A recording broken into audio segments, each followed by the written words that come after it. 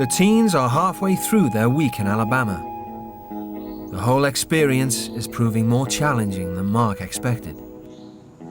Last night was bitterly disappointing on so many different levels. Where I am now in life, it takes an awful lot for me to really approach losing my temper.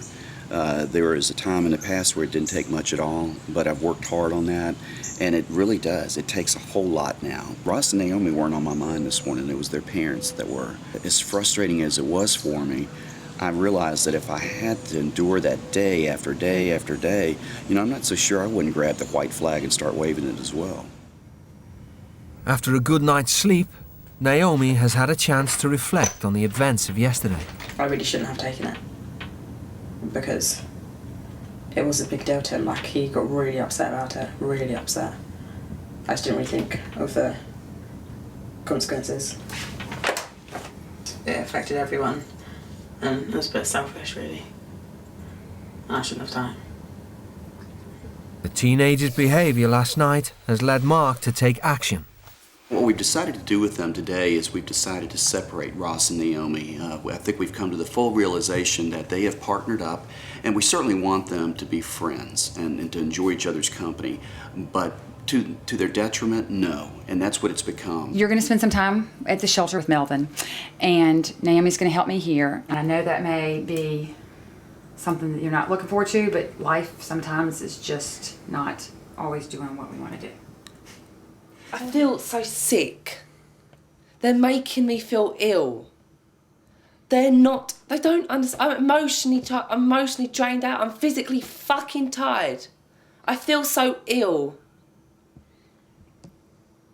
But they're not giving me a fucking break. I'm going to go back to this poxy ass place, which I hate.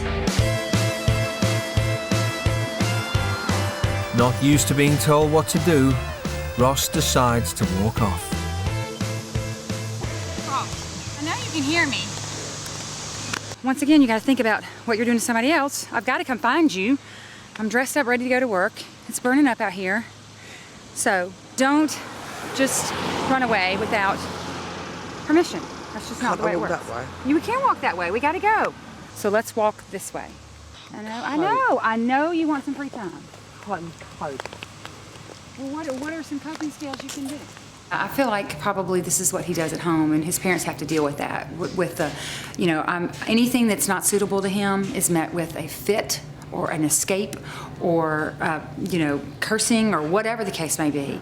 And that he needs to grow up and be able to communicate it back and, share his feelings, but not always just a immature reaction.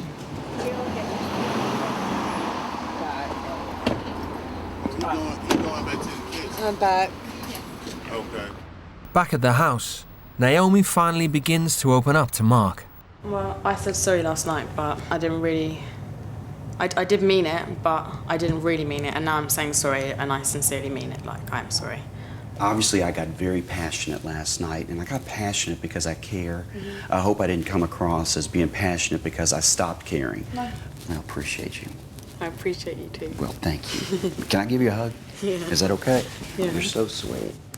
I'm glad that he forgave me, and that he just wants to move forward, and that he's not... Like, because certain people would be like, yeah, I forgive you, but then they'll just bring it up. And I know that he won't, and we'll just move on from that.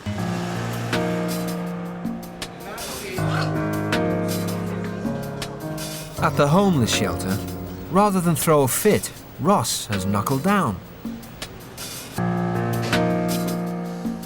Time alone has given him a chance to reflect, and he's opened up to one of the shelter's residents. I know deep down what people are saying is true. Do you want to change? You want to make your life better? I don't know how to change. You can learn anything you put your mind to. You learn from your mistakes. Always keeping your guard up and don't let nobody in, you're going to fall. I just learned that as a couple of weeks ago. You got to let somebody in, let somebody talk to you. You got to sit back and look, learn, and listen. That's the only way you're going to get somewhere.